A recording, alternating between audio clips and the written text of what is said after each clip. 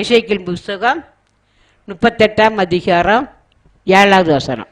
நீ ஆயத்தப்படு, உன்னுடனே கூடின உன் எல்லா கூட்டத்தையும் ஆயத்தப்படுத்து. உடனே கூடின எல்லா கூட்டத்தையும் ஆயத்தப்படுத்து.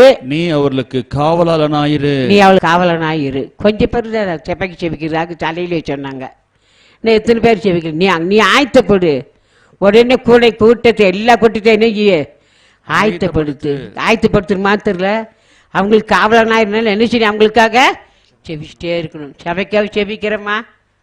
பாரத்தோடு செபிக்கிறோமா? ஆத்மா வரவே இல்லையா ஆண்டவரே, எங்கள் ஊழியெல்லாம் பாதுகாக்க நீங்கள் செபிக்கணும். நாங்கள் உங்களுக்கு கட்டாயம் செபிக்கணும்.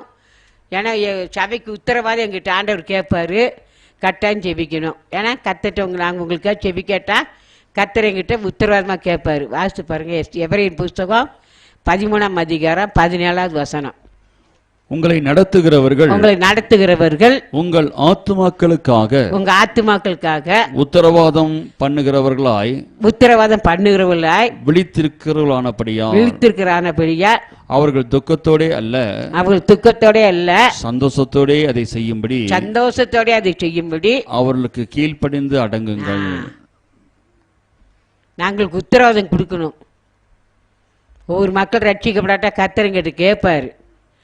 ஒவ்வொருத்தருக்காக நாங்கள் காணிக்க வாங்க மாத்திரல உங்களுக்காக கட்டாயம் நாங்கள் செபிக்கணும். சபைக்கு வந்து மாத்திரல நீங்கள் என்ன செய்யணும்? ஆண்டருக்குள்ளே கடந்துடுறாங்க. ஒரு நாள் உங்களுக்காக உத்தரவாதத்தோடு செபிக்கணும்.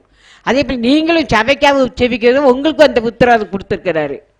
அதை தாண்டி சொல்கிறாரு, நீ ஆயத்தப்படு, உன்னோட கூடின எல்லா கூட்டத்தையும் ஆயத்தப்படுத்தி அவங்களுக்கு என்ன செய்யுங்க? காவலனா இருக்கீங்களா? ஆயத்தப்படுத்துறீங்களா? வராத்தமாவது பரலத்துக்கு வருது ஒருத்தரையாவது இங்கே ஆயத்தப்படுத்தி இருக்கீங்களா? நீங்கள் கர்த்தர் ராஜ்யத்துக்கு போகும்போது எப்படி வெறுங்கையாக போக முடியாது.